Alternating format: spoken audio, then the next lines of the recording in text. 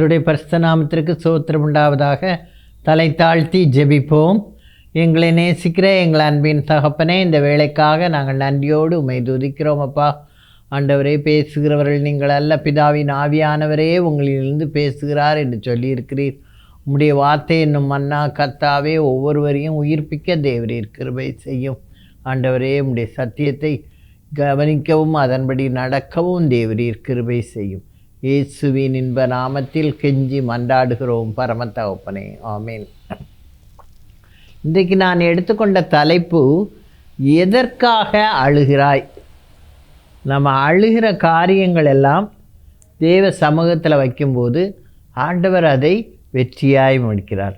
நம்முடைய கண்ணீர் ஆனந்த கண்ணீராக மாறுகிறது. சில சந்தர்ப்பங்களில் வேதாகமத்தின் அடிப்படையில் நம்ம அதை தியானித்தால், நாம் எதற்காக அழுகிறோம், அதனுடைய பலன் என்ன, தேவ சமூகத்தில் நாம் செய்கிற ஒவ்வொரு ஜபத்திற்கும் கண்ணீரோடு ஜபிக்கும்போது கர்த்தர் அதற்கு பதில் கொடுக்கிறார்.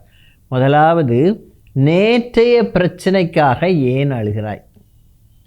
இது முடிஞ்சு போச்சு, நடந்து முடிந்த இது பிரச்சனை. அப்படின்னாலும் நம்ம என்ன செய்து கொண்டு இருப்போம்? துக்கத்தை வருவித்து அழுது கொண்டு இருப்போம். அந்த மாதிரி இயேசுவானவர் அடக்கம் பண்ணப்பட்டார். அடக்கம் பண்ணப்பட்டதை சில ஸ்திரீகள் பார்த்தார்கள், எந்த இடத்துல அடக்கம் பண்ணியிருக்காங்கன்ட்டு. 3வது நாள் அந்த கல்லறைக்கு போய் அந்த சரீரத்துக்கு என்ன செய்வாங்க? கந்த வர்க்கம் விடுவார்கள். வாசனை திரவியங்கள், சுகந்த வாசனை திரவியங்களை வைத்து அந்த ஒரு பாரம்பரியமாக ஒன்று செய்வார்கள். அதற்காக மகதலேனா மரியாள் மற்றும் மரியாள் 3 பேரும் என்ன செய்கிறாங்க? அதிகாலையிலே இருட்டோடே போகிறார்கள். அங்கே போய் அந்த கல்லறைகிட்ட போன உடனே அவங்க சொல்கிறாங்க, அந்த கல்லறையின் கல் புரட்டப்பட்டிருக்கேன்னு சொல்லி அவங்களுக்கு ஆச்சரியமாக இருக்குது. யாரை வச்சு புரட்ட, என்ன பண்ணன்னு யோசிச்சுட்டு போகும்போது இயேசுவை உள்ளே வச்சு அந்த கல்லறைக்குள்ளே வச்சு அந்த கல்லறையின் வாசலே என்ன செஞ்சாங்க? ஒரு பெரிய கல் வச்சு மூடினாங்க. இப்போ அந்த கல்லை பெண்களால் உருட்ட முடியாது. அப்போ அந்த கல்லை நமக்காக யார் உருட்டுவான்னு சொல்லி இந்த பெண்கள் பேசி கொண்டு போகும்போது அங்கே பார்த்தால் கல்லறையில் கல் என்ன செய்யப்பட்டிருக்கு? திறக்கப்பட்டிருக்கு. கல் உருட்டப்பட்டிருக்கு, கல்லறை திறக்கப்பட்டிருக்குது. உடனே இவங்களுக்கு என்ன ஆச்சரியமாக இருக்குது. போய் உள்ளே போய் அந்த சரீரத்துக்கு அந்த வர்க்கம் விட வேண்டும். அப்போ அந்த சரீரத்தை பார்க்கும்போது உள்ள சரீரம் இல்லை. உடனே அவங்களுக்கு ஒரே ஆச்சரியமாக போயிடும். உடனே என்ன செய்வாங்க? ஏன் இப்படி ஆயிட்டுன்னு சொல்லி உடனே சீஷர்கள்ட்ட போய் இந்த சந்தர்ப்பத்தை சொல்கிறாங்க. உடனே பேதுருவும் யோவானும் ஓடி வர்றாங்க. யோவான் முதல்ல ஓடி போயிடுவான், அதுக்கப்புறம் பேதுரு பின்னால் வருவான்.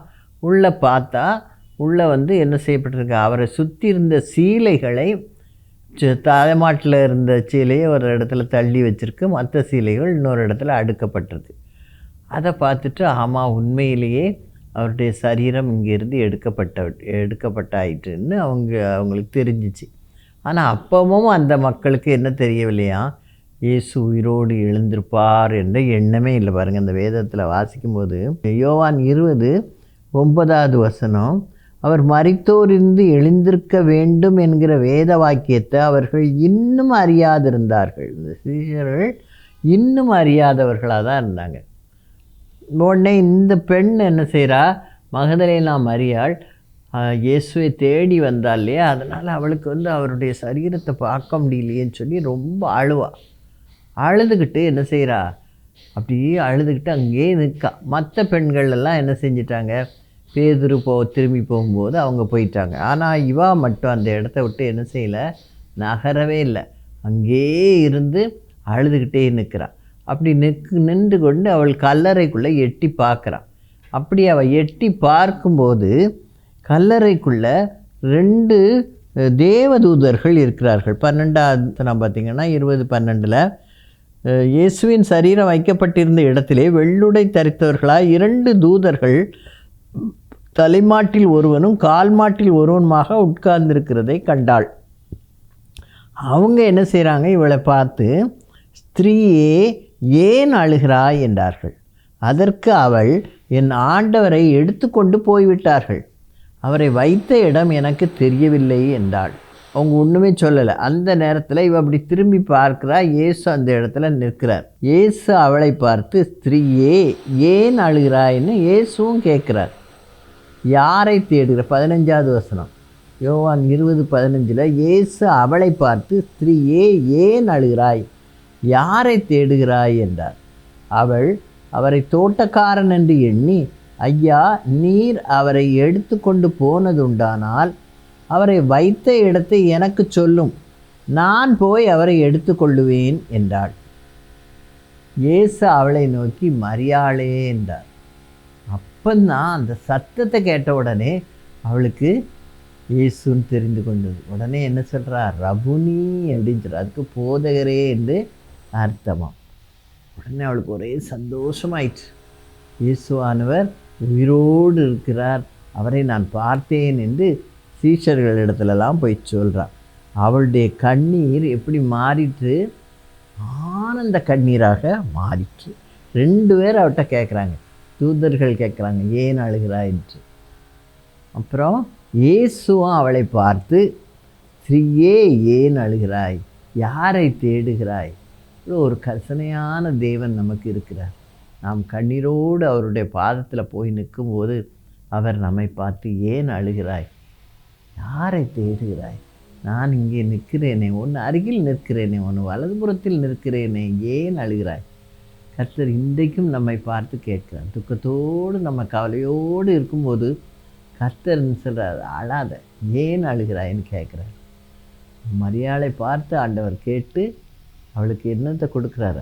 ஆறுதலை கொடுக்குறார். இயேசுவை அவள் தான் முதலாக கண்டாள். அப்போ ஒரு ஸ்திரீக்கு தான் ஆண்டவர் உயிர்த்தெழுந்த தன்னுடைய நிலையை அவளுக்கு தான் காண்பித்தார். அடுத்தது, இன்று கண்ணீர் விட வைக்கும் சூழல் மாறுமா? இன்றைக்கு என்ன செய்து நமக்கு கண்ணீர் விட வைக்குது? இந்த சூழ்நிலை. அது நேற்றை உந்தி நடந்ததை நினச்சி அழுறது. இது இன்றைக்கு இப்படி ஒரு சூழ்நிலை நடந்துக்கிட்டே இருக்குதே, இந்த சூழ்நிலை மாறுமா? இன்று என்னை கண்ணீர் விட வைத்த இந்த சூழல் மாறுமா? யார் சொல்கிறா? ஆகார் சொல்கிறா. ஆகாரின் அவல நிலையை நம்ம பார்க்கும்போது ஆதியாகமம் 21ஆம் அதிகாரம் 10ஆம் வசனத்தில் பாருங்கள். அவள் ரொம்ப அங்கலாய்க்கிறாள். எப்படின்னா, ஆபிரகாம் அவளுக்கு ஒரு துருத்தியில் தண்ணியும் கொஞ்சம் அப்பமும் கொடுத்து அவளையும் இஸ்மவேலையும் என்ன செய்கிறாரு? அனுப்பி விட்றாரு வீட்டை விட்டு. ஏன்னா சாராள் சொல்கிறான், அவன் சுதந்திரவாளி இல்லை, அவனை இந்த வீட்டில் என்ன வச்சுருக்கக்கூடாது அப்படின்னு சொன்னோடனே இவனுக்கு ரொம்ப துக்கமாக இருக்குது ஆபிரகாமுக்கு. அப்போ ஆண்டவர் என்ன சொல்கிறாரு? சாராள் சொல்லுகிறபடி கேள்னு சொல்கிறார் பாருங்கள். 12 ஆதியாகமம் 21:12 உனக்கு துக்கமாக இருக்க வேண்டாம் ஆண்டவர் சொல்கிறார். ஈசாக்கின் இடத்தில் உன் சந்ததி விளங்கும், ஆதலால் சாராள் உனக்கு சொல்வதெல்லாவற்றையும் கேள். அடிமைப்பெண்ணின் மகனும் உன் வித்தாய் இருக்கிறபடியால் அவனையும் ஒரு ஜாதியாக்குவேன் என்றார். அவன் வித்தாக இருக்கிறதுனால அவனையும் ஒரு ஜாதியாக்குவேன். ஆனால் ஈசாக்கு தான் யார்? தேவனுடைய சந்ததி அப்படின்னு சொல்லி ஆண்டவர் சொல்கிறார். உடனேவே என்ன செஞ்சான்? துருத்தியில் தண்ணியும், துருத்தினா பாட்டில், அந்த தோலில் ஒரு பாட்டில் மாதிரி இருக்கும், அதில் தண்ணியும் கொஞ்சம் அப்பமும் கொடுத்து விடுறான். இவன் கொண்டுக்கிட்டு வனாந்திரத்தில் போகிறான். எவ்வளோ நேரத்துக்கு அந்த தண்ணி இருக்கும்? 2 பேரும் அலைஞ்சு எங்கே போகணுன்னு தெரியாமல் வனாந்திரத்தில் அலையிறாங்க. அலையும்போது தண்ணி துருத்தியில் இருந்த தண்ணியும் காலியாயிற்று, கொண்டு போன அப்பமும் காலியாயிற்று. என்ன செய்யன்னு சொல்லிட்டு இந்த புள்ள தாகத்தில் அழுது அழுது அழுது அழுது அழுது அழுது சாக போகிற நிலைக்கு போயிடுச்சு. உடனே ஆகார் என்ன செய்கிறா? பிள்ளை சாகிறத நான் பார்க்க மாட்டேன் அப்படின்னு சொல்லி பிள்ளையை என்ன செய்கிறா? 16வது வசனம், பிள்ளை சாகிறதை நான் பார்க்க மாட்டேன் என்று எதிராக அம்பு பாயும் தூரத்திலே போய் உட்கார்ந்து சத்தமிட்டு அழுதாள். துருத்தியில் இருந்த தண்ணீர் செலவழிந்த பின்பு அவள் பிள்ளையை ஒரு செடியின் கீழே விட்டு, பிள்ளை சாகிறதை நான் பார்க்க மாட்டேன் என்று எதிராக அம்புபாயும் தூரத்திலே போய் உட்கார்ந்து சத்தமிட்டு அழுதாள். அப்போ யார் வரான்னு பாருங்கள். அந்த இடத்துல அவள் சத்தத்தை, வனாந்திரத்தில் அவள் சத்தத்தை கேட்கவும் ஆள் கிடையாது, அவளுக்கு உதவி செய்யவும் ஆள் கிடையாது, அவளை விசாரிக்கவும் அந்த இடத்துல யாருமே கிடையாது. வனாந்திரம்னா அப்படி பொட்டல் காடு, ஒன்றும் கிடையாது. ஒரு மரமோ செடியோ ஒரு தண்ணியோ எதுவுமே கிடையாது, வெறும் மணல் தான் இருக்கும். அந்த இடத்துல அவள் கதறி அழுகிறா. அப்போ ஆண்டவர் என்ன சொல்கிறாரு, அவளை பார்த்து தேவதூதனை அனுப்புகிறார். 17ஆம் வசனம் பாருங்கள்.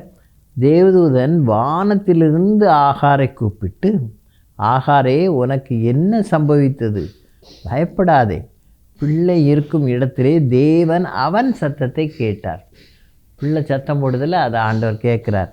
நீ எழுந்து பிள்ளையை எடுத்து அவனை உன் கையினால் பிடித்து கொண்டு போ, அவனை பெரிய ஜாதியாக்குவேன் என்றார். அதுக்கப்புறம் அவள் கண்களை திறக்கிறார். திறந்த உடனே அவளுக்கு என்ன தெரிகிறது? ஒரு தண்ணீர் துறவை கண்டு போய் துருத்தியிலே தண்ணீர் நிரப்பி பிள்ளைக்கு குடிக்க கொடுத்தாள். தேவன் பிள்ளையுடனே இருந்தார். அவன் வளர்ந்து வனாந்தரத்திலே குடியிருந்து வில் வித்தையிலே வல்லவன் ஆனான். அவனை ஆண்டவர் பெரிய ஜாதியாக்குவேன்னு சொன்னார் இல்லையா, அது மாதிரி வில் வித்தையில் வல்லவனாக அவனை மாற்றிட்டார். அவன் பெரிய வீரனாக மாறிவிட்டான். அந்த அளவுக்கு கர்த்தர் அவளுடைய கண்ணீரை கண்டார். இந்த சூழலை கர்த்தர் அப்படியே என்ன செய்து விட்டார்? மாற்றி விட்டார். இந்த வனாந்திரத்தில் என்னை விசாரிக்க யாரும் இல்லை, எனக்கு என்ன தண்ணிக்கு நான் எங்கே போவேன்? என் பிள்ளை போய் கொஞ்ச நேரத்தில் செத்து போயிடும் தாகத்தினால. நானும் குடிக்கவும் ஒன்றும் இல்லை, சாப்பிடவும் ஒன்றும் இல்லை, நானும் இன்னும் கொஞ்ச நேரத்தில் சாக தான் போகிறேன். ஆனால் என் பிள்ளை சாகிறதுக்கு முன்னால் நம்ம செத்துறக்கூடாதுன்னு சொல்லி அவள் அதில் குறியாக இருக்கா. ஆனால் பிள்ளை சாகிறத தான் பார்க்கக்கூடாதுன்னு நினைக்கிறான். ஆனால் ஆண்டவர் தூரத்தில் ஒரு தேவதூதனை அனுப்பி, ஆகாரே, உனக்கு என்ன சம்பவித்தது? ஏன் பயப்படுற? அழாத. உன் பிள்ளையின் சத்தத்தை தேவன் கேட்டார். ஏன்னா அவர் அருகிலே நிற்கிறார், உன் வலது பக்கத்திலே உனக்கு நிழலாக இருக்கிறார். அப்படி ஆண்டவர் நம்ம கூடயே இருக்கிறார். ஒரு கஷ்டமான ஒரு சூழ்நிலையில் நம்ம கண்ணீர் விடும் பொழுது கர்த்தர் நம் கண்ணீரை துடைக்க நம்ம அருகிலேயே நிற்கிறார். அந்த சூழ்நிலையே மாற்றிட்டார். உடனே என்ன சொல்கிறாரு? கண்களை திறந்த உடனே அங்கே ஒரு துறவுனா கிணறு மாதிரி தண்ணி இருக்கிற இடம். உடனே போய் அவள் கையில் வச்சுருந்த துருத்தியில் ஃபுல்லாக தண்ணி நிரப்பி பிள்ளைக்கு கொடுக்குறா, தானும் குடிக்கிறா. திரும்பவும் துருத்தியில் தண்ணியை நிரப்பிக்கிட்டா. பிள்ளையை கையில் பிடித்து கொண்டு, நீ போ, உன்னோடு கூட, பிள்ளையோடு உன்னோடும் கூட யார் இருக்கா? தேவன் இருக்கிறார். தேவன் நம்ம கூட இருக்கிறாருன்னு நம்ம விசுவாசித்தோம்னா நமக்கு எந்த பயமும் வராது, எந்த கஷ்டமும் வராது. அவர் நம்ம எந்த சூழ்நிலையை அப்படியே என்ன செய்து விடுவார்? மாற்றி விடுவார். அவனை ஒரு பெரிய ஜாதியாக்கி அவன் வில் வித்தையில் வல்லவன் ஆனான் அப்படின்னு போட்டிருக்கு. கண்ணீர் விட வைக்கும் சூழல் மாறிற்று. அடுத்தது, எதிர்காலம் கண்ணீரிலேயே தான் தொடருமா? இன்னும் அழுது நான் சாகணும். ஒரு சிலர் சொல்லுவாங்க இல்லையா, வீட்டில் ஒரு கஷ்டமோ ஒரு நஷ்டமோ ஏற்பட்டுட்டுன்னா இனிமேல் நான் என்ன செய்ய, அழுது என் காலத்தை கழிக்க வேண்டியதான் அப்படி சொல்லுவாங்க இல்லையா. அதை தான் அதில் சொல்லியிருக்கு. எதிர்காலம் கண்ணீரிலே தான் தொடருமா, இதுக்கு ஒரு முடிவு கிடையாதா அப்படின்னு சொல்லி யார் அழுகிறா? அன்னாள் எப்போவும் அவங்க பலி செலுத்துவதற்காக எங்கே போகிறாங்க? 1 சாமுவேல் 1:3 சீலோவிலே சேனைகளின் கர்த்தரை பணிந்து கொள்ள அவருக்கு பலியிடவும் வருஷந்தோறும் தன் ஊரிலிருந்து போய் வருவான். அங்கே கர்த்தரின் ஆசாரியரான ஏலியின் 2 குமாரரும் அங்கே இருந்தார்கள். இந்த இடத்துல போய் தான் எல்கானா என்பது அன்னாளின் புருஷன். அவனுக்கு 2 மனைவிகள். ஒருத்தி பேர் பெனின்னாள், இன்னொருத்தி பேர் அன்னாள். இந்த பெனினானுக்கு பிள்ளைகள் இருந்தது. அன்னாளுடைய கற்பத்தை கர்த்தர் அடைத்து போட்டார். அதனால் அவளுக்கு பிள்ளை இல்லை. இந்த பெனினாள் தனக்கு பிள்ளை இருந்ததுனால எப்போ பார்த்தாலும் அன்னாளை ஏதாவது குறை சொல்லி அவளை திட்டிக்கிட்டே இருப்பாள். அதனால் அன்னாள் எப்போ பார்த்தாலும் துக்கத்தோடு தான் இருப்பாள். இப்போ இந்த இடத்துக்கு வந்திருக்கிற இடத்துலையும் அவளை ரொம்ப துக்கப்படும்படியான வார்த்தைகளை அவளை நோக்கி பேசி அவளை விசனப்பட வைக்கிறார். 6வது வசனம் பாருங்கள். கற்பத்தை அடைத்தபடினால் அவளுடைய சக்களத்தி அவள் துக்கப்படும்படியாக அவளை மிகவும் விசனப்படுத்துவாள். அப்படி ரொம்ப அவளை கஷ்டப்படுத்தின உடனே அவள் என்ன செய்வா? அழுதுகிட்டே இருப்பா, சாப்பிட மாட்டாள். அந்த பிரகாரமாக இருப்பாள். அவளை மனவழிவாக்குவாள். அப்பொழுது அவள் சாப்பிடாமல் அழுது கொண்டிருப்பாள். அவள் புருஷன் அவளை என்ன செய்வான்? தேற்றுவான். அந்நாளே ஏன் அழுகிறாய்? ஏன் சாப்பிடாதிருக்கிறாய்? ஏன் சஞ்சலப்படுகிறாய்? 10 குமாரரை பார்க்கலாம் நான் உனக்கு அதிகமல்லவா என்றாள். அப்படி அவளை ரொம்ப அவளை நேசிப்பான், அவளை ரொம்ப ஆறுதல் படுத்துவான். அவளை நீ ஏன் சாப்பிடாமல் இருக்க, ஏன் சஞ்சலமாக இருக்க? ஆனாலும் அவளுடைய துக்கம் நாளுக்கு நாள் அதிகரித்து கொண்டே இருந்தது. எனக்கு மட்டும் பிள்ளை இல்லையே, இவளுடைய வாய்ப்பேச்சுக்கு நான் இப்படி இருக்கேன். அதே மாதிரி உலகத்தாரும் பயங்கரமாக பேசுகிறாங்க. உடனே அவளுக்கு ரொம்ப கஷ்டமாக இருக்குது. அப்போது அழுதுகிட்டே தான் இருப்பாள். இந்த துக்கம் எனக்கு எப்போ தான் முடியும்? இப்படி தொடர்ந்துக்கிட்டே தான் இருக்குமா என்னுடைய துக்கம் அப்படின்னு சொல்லி அவள் ரொம்ப வருத்தப்படுவாள். அப்படி இருக்கும்போது அவள் என்ன செய்கிறா? இந்த சீலோவில் உள்ள தேவாலயத்துக்கு ஓடி போய் ஆண்டவருடைய சமூகத்தில் மனங்கசந்து அழுது அவருடைய பாதத்தில் விண்ணப்பம் பண்ணினார். 10ஆம் வசனம் பாருங்கள். அவள் போய் மனங்கசந்து மிகவும் அழுது கர்த்தரை நோக்கி விண்ணப்பம் பண்ணி, அது நமக்கு தெரியும். அவள் எனக்கு ஒரு ஆண் பிள்ளை வேணும், நீர் எனக்கு என்னுடைய சிறுமையை பார்த்திருக்கிறீர், அடியாளை மறவாமல் நினைத்தருளி உமது அடியாளுக்கு ஒரு ஆண் பிள்ளையை தந்தருளும். அவன் உயிரோடு இருக்கும் சகல நாளும் நான் அவனை என்ன செய்வேன்? கர்த்தருக்கு ஒப்பு கொடுப்பேன். அர்ப்பணிக்கிறான். தனக்கு கிடைக்கிற அந்த பையனை நான் கர்த்தருக்கென்று அர்ப்பணிக்கிறேன், அவன் தலையின் மேல் சவரகன் கத்தி படுவதில்லை என்று ஒரு பொருத்தனை பண்ணினாள். தேவ சமூகத்தில் அழுது தன்னுடைய நிலையை ஆண்டவருக்கு சொல்லி ஆண்டவரிடத்தில் தனக்கு ஒரு பொருத்தனையோடு ஜெபிக்கிறாள். முதல்ல அழுகிறா, மனங்கசந்து அழுகிறா. அதுக்கப்புறம் தேவ சமூகத்தில் பொருத்தனையோடு தனக்கு என்னது தேவை என்பதை கிளியராக ஆண்டவர்கிட்ட சொல்கிறா. அதுக்கப்புறம் அவன் என்ன செய்கிறா? அர்ப்பணிப்போடு ஜெபிக்கிறா. அப்புறம் பொருத்தனை பண்ணுறான். நான் அதை நிறைவேற்றுவேன் என்று சொல்லி பொருத்தனை பண்ணுறான். அதனால் அவள் அழுததுனால அதை பார்த்துக்கிட்டே இருந்த அந்த ஏலி என்ற ஆசாரியன் அவளை சத்தம் போடுறான். என்னம்மா எவ்வளோ நேரமாக வாய் மட்டும் முணமுணத்துக்கிட்டே கிடக்க அப்படின்ட்டு. உடனே அவள் என்ன சொல்கிறா? நான் மனக்லேசமுள்ள ஸ்திரீ. இவ்வளோ நேரம் நான் என்ன செஞ்சேன்? 15வது வசனம். என் ஆண்டவனே, நான் மனக்லேசமுள்ள ஸ்திரீ, நான் திராட்சரசமாகினும் மதுவாகினும் குடிக்கவில்லை, நான் கர்த்தருடைய சந்நிதியில் என் இருதயத்தை ஊற்றிவிட்டேன். எவ்வளோ இதாக சொல்கிறான். நான் என் இருதயத்தை யார்கிட்ட ஊற்றி விட்டேன்? கர்த்தருடைய சமூகத்தில். சிலர் அழுது அழுது அழுது அழுது அடுத்தவங்ககிட்ட சொல்லிகிட்டே இருப்பாங்க. அதோட யார்கிட்ட சொல்லணும்? தேவனிடத்தில் தன்னுடைய கவலைகளை கர்த்தரிடத்தில் ஒப்புவித்து அவர் மேல் நம்பிக்கையாக இரு, அவரே காரியத்தை வாய்க்க செய்வார். அப்படி நம்ம கர்த்தருடைய சமூகத்தில் கொண்டு நம்முடைய பாரங்களையும் கஷ்டங்களையும் அன்னாளை போல ஊற்றும் பொழுது நம்முடைய அடியாளை பேலியாளின் மகளாக எண்ணாதேயும். மிகுதியான விசாரத்தினாலும் கிளேசத்தினாலும் அவள் ரொம்ப துக்கம் அடைஞ்சிட்டான். இந்நேரம் மட்டும் விண்ணப்பம் பண்ணினேன்னு சொல்கிறான். அப்போ ஏலி என்ன சொல்கிறான் அவளை பார்த்து?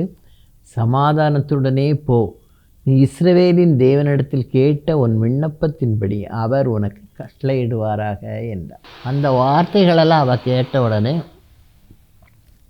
அவள் அதை விசுவாசித்து அதுக்கப்புறம் அவள் என்ன செய்யலையா? துக்கமுகமாய் இருந்ததில்லை. அப்புறம் அவள் துக்கமுகமாய் இருந்ததில்லை. அதுக்கப்புறம் அவள் தைரியமாக போனால், வீட்டுக்கு போனால், சாப்பிட்டா, நல்ல சந்தோஷமாக இருந்தாள். அப்படி கடவுள் கொடுப்பார்ன்ற ஒரு விசுவாசத்தோடு இருந்தாள். அதன்படி கர்த்தர் அவளுக்கு ஒரு குமாரனை கொடுத்தாள்.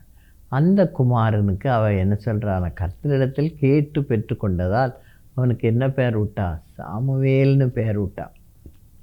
அந்த சாமுவேலை அவன் வளர்ந்த பிறகு அவனை கொண்டு போய் என்ன செய்கிறா? தேவன் தன்னுடைய பொருத்தனையின்படி தேவனுடைய ஆலயத்திலே கொண்டு போய் ஏலியின் இடத்தில் அவனை ஒப்பு கொடுத்து கர்த்தரை துதித்து பாடுகிறாள். ஜெபம் பண்ணி, என் இருதயம் கர்த்தருக்குள் கழிவுறது, என் கொம்பு 1 சாமுவேல் 2:1. அந்நாள் ஜெபம் பண்ணி, என் இருதயம் கர்த்தருக்குள் கழிவுறுகிறது, என் கொம்பு கர்த்தருக்குள் உயர்ந்திருக்கிறது, என் பகைஞரின் மேல் என் வாய் திறந்திருக்கிறது, உம்முடைய ரட்சிப்பினாலே சந்தோஷப்படுகிறேன். உண்மையல்லாமல் ஒன்றும் என்ன செய்யாது, நடக்க முடியாது. வேறு ஒருவரும் இல்லை, தேவனை போல ஒரு கண்மலையும் இல்லை. அவர்தான் நமக்கு எல்லாம் செய்வார். அவர்தான் நம்ம எல்லா காரியங்களையும் நமக்கு செய்ய வல்லவராக இருக்கிறார். அவள் தான் சொன்னபடி கரெக்டாக விட்டுட்டு அவள் போயிட்டா. அதுக்கப்புறம் அந்த சிறு பிள்ளை தேவ சத்தத்தை கேட்கிற பிள்ளையாக சிறு வயது முதல் வளர்ந்து கர்த்தர் அவனோடு கூட பேசுகிறார். அப்படியே சாமுவேல் அந்த தேவாலயத்திலேயே வளர்ந்து பெரிய ஆளாகி அவன் என்ன செய்கிறான்? ஆசாரியனாகிறான்.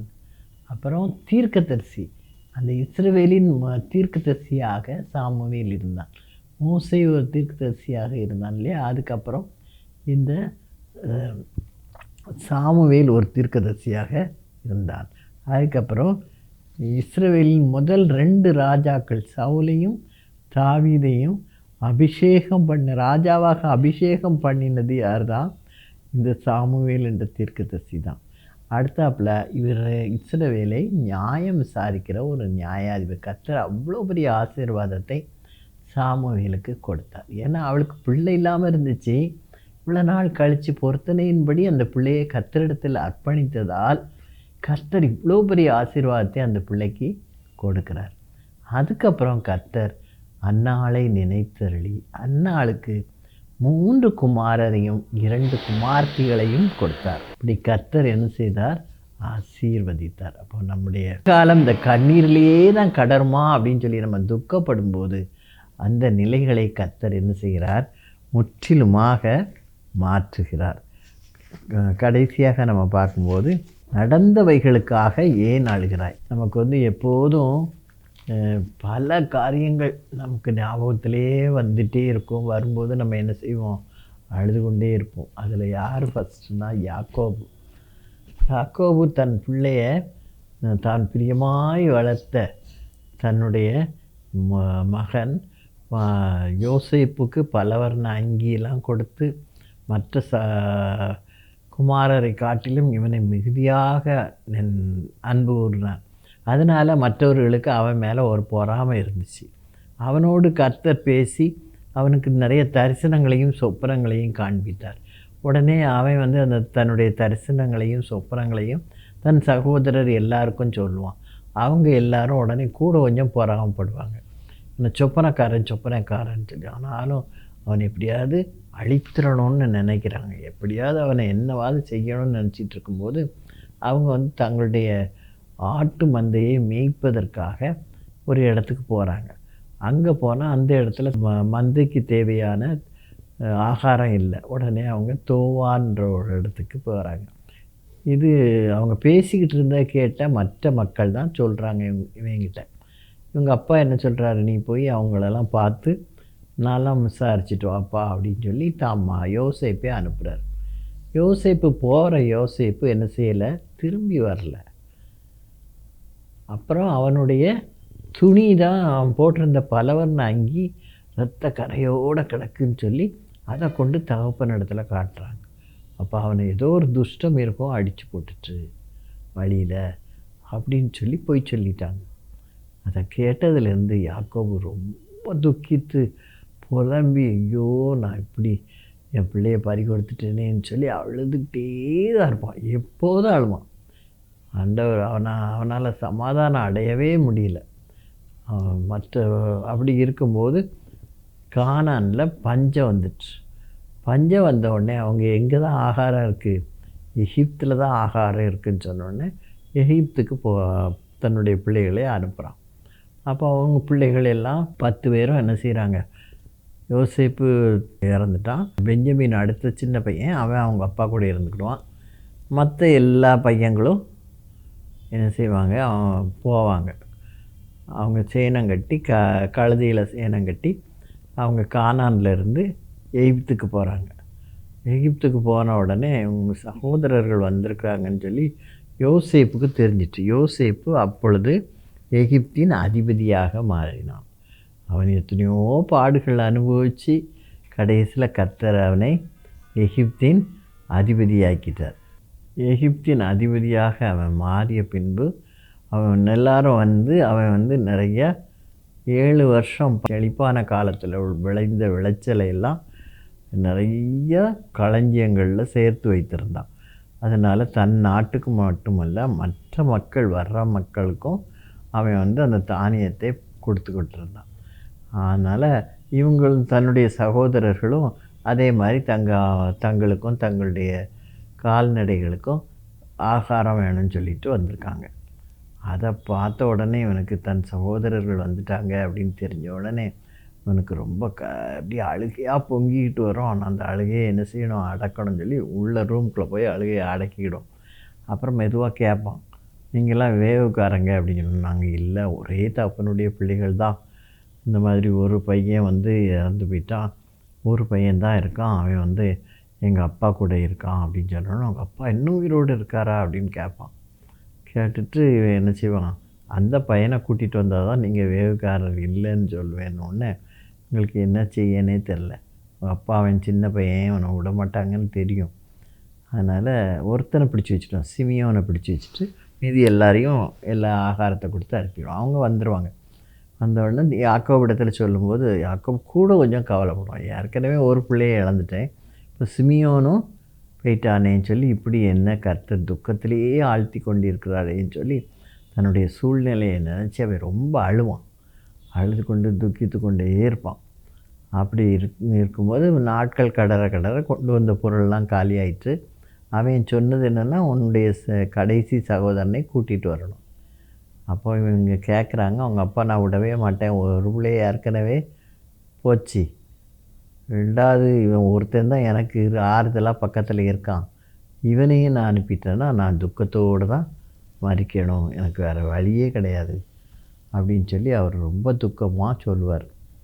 உடனே சரின்னு இருப்பாங்க. கடைசியில் எல்லாருக்கும் சாப்பாட்டுக்கு வழி குறைஞ்சி போயிட்டு உடனே சரின்னு அனுப்புவார். அப்போ ஒருத்தன் யூதா என்ன சொல்கிறான், நான் பொறுப்படுத்துக்கிறேன், உங்கள் பிள்ளையை பார்த்துக்கிறேன்னு சொல்லிட்டு உடனே சரின்னு சொல்லி அனுப்பிடுவார் அப்பா.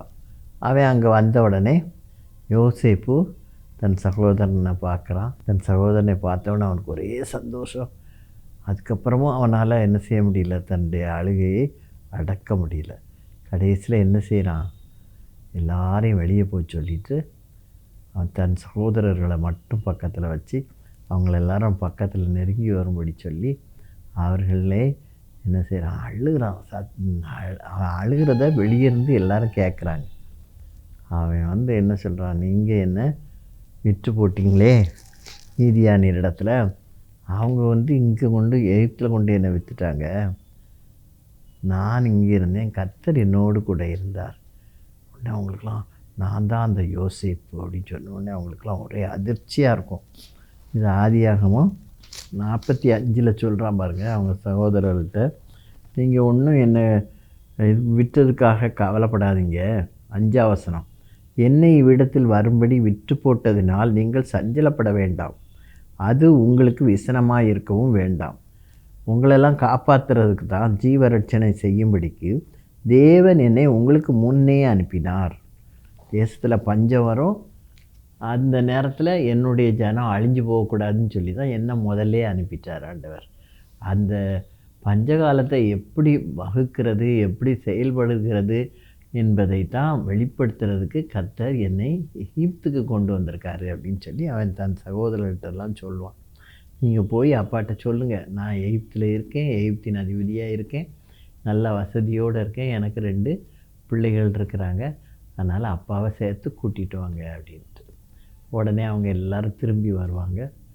திரும்பி தகப்பனிடத்தில் சொல்லும்போது தகப்பனுக்கு ஒரே சந்தோஷமாக இருக்கும். இறந்து போன பையன்னு நினச்சோம், இப்போ உயிரோடு இருக்கானான்னு முதல்ல அவருக்கு இப்படி ஹார்ட்டே நின்ன மாதிரி இருக்கும். பிறகு சந்தோஷத்தில் ஆனந்த கண்ணீர் விட்டாப்பட அவருடைய அழுகை என்ன செஞ்சிட்டு அப்படியே அவனுடைய துக்கம் சந்தோஷமாய் மாறிட்டு, அவனுடைய கண்ணீர் எல்லாம் மாறிட்டு. உடனே அவன் என்ன செய்கிறான், எகிப்துக்கு போகிறான். போய் அவன் அப்படி யோசேப்பை கட்டி தழுவி 2 பேரும் அழுவாங்க. 2 பேரும் ஒன்று சேர்ந்து அதுக்கப்புறம் அவன் ராஜாவிடத்தில் பார்வோனிடத்தில் சொல்லி தகப்பனுக்கு ஒரு நல்ல இடத்தை கொடுக்கும்படி சொல்கிறான். அந்த நல்ல இடத்துல அவங்க குடும்பமாக எல்லாரும் வாழ்கிறாங்க. அப்படி கர்த்தர் அந்த குடும்பத்தை என்ன செய்தார், ஆசீர்வதித்தார். அதுபோல் நம்ம தேவ சமூகத்தில் நம்முடைய கண்ணீரை ஊற்றும் பொழுது அவர் அந்த சூழ்நிலையை அப்படியே உற்ற மாட்டார். அதை என்ன செய்வார், நமக்கு மாற்றி கொடுப்பார். அதை சந்தோஷமாய் மாற்றுவார். நாம் அவரோடு கூட இருக்கும்போது அவர் ஒரு பொழுதும் நம்மை விட்டு விலகுவதும் இல்லை, நம்மை கைவிடுவதும் இல்லை. இப்போ நாம் ஏன் அழுகிறாய், எதற்காக அழுகிறாய் என்று கேட்கும்போது நம்முடைய பதில்கள் என்னவாக இருக்கும்? ஆண்டவர் நம் துக்கத்தை என்னதாக மாற்றுகிறார், சந்தோஷமாய் மாற்றுகிறார். நம்முடைய கண்ணீர் எல்லாம் மாறும். இப்போ 4 தலைப்பில் நம்ம பார்த்தோம். முதலாவது, நேற்றைய பிரச்சனைக்காக ஏன் அழுகிறாய். 2வது, இன்று கண்ணீர் விட வைக்கும் சூழல் மாறுமோ, இன்றைக்கு இருக்கிற சூழல் மாறிடுமா அப்படின்னு யார் கேட்டா, ஆகார் கேட்குறா. எதிர்காலம், என்னுடைய எதிர்காலமும் இப்படியே கண்ணீரில் தான் போகுமா, எனக்கு பிள்ளையே இல்லாமல் அப்படின்னு சொல்லி அன்னாளுடைய கண்ணீரை கர்த்தர் என்ன செய்தார், மாற்றினார். அதுபோல் என்னாலும் நான் அழுகையோடையே தான் எங்கே போவேன், பாதாளத்துக்கு போவேனோ, என்னுடைய முடிவு அழுகையோடு தான் முடியுமோ அப்படின்னு சொல்லி தவித்து கொண்டிருந்த யாக்கோபுக்கு கர்த்தர் அவனுடைய நிலையை மாற்றி இறந்த மகனை உயிரோடு கர்த்தர் கொண்டு வந்தார். இப்படிப்பட்ட நிலைக்கு கர்த்தர் இந்த நாளில் கிருபை செய்திருக்கிறார். அதனால் நம்ம எப்போவுமே கர்த்தரை உறுதியாய் பற்றி கொள்வோம்.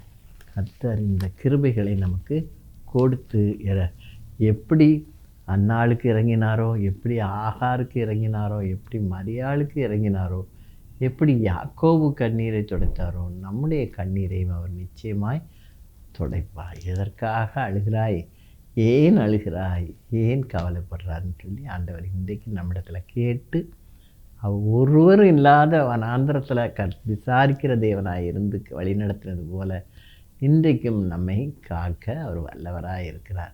தலை தாழ்த்தி ஜெபிப்போம். எங்களை நேசிக்கிற எங்கள் அன்பின் தகப்பனே, ஆண்டவரே, நாங்கள் அழும் பொழுது உம்முடைய பாதத்தில் எங்களுடைய கண்ணீரை ஊற்றும் பொழுது நீர் எல்லா கண்ணீருக்கும் நிச்சயமாய் பதில் உண்டு என்று சொல்லியிருக்கிறீரப்பா. ஆண்டவரே, எங்களுடைய கவலைகள் துக்கங்கள் எல்லாவற்றையும் நீர் மாற்றுகிற தேவனப்பா. எப்படி இவர்களுக்கெல்லாம் நீர் மாற்றினீரோ அதுபோல் எங்களுக்கும் மாற்றி எங்களை கிருபையாய் காத்துக்கொள்ளும். தொடர்ந்து உம்முடைய கிருபைக்குள்ளாக யாவரையும் மறைத்து கொள்ளும் சுவாமி. ராஷ்டிரிக்காக ஜெபிக்கிறோம். அதற்கென்று உழைக்கிறவர்கள், கொடுக்கிறவர்கள், அதை நடத்துகிறவர்கள் எல்லாரையும் நீர் காத்துக்கொள்ளும். இயேசுவின் இன்ப நாமத்தில் கெஞ்சி மன்றாடுகிறோம் பரம தகப்பனே. ஆமீன்.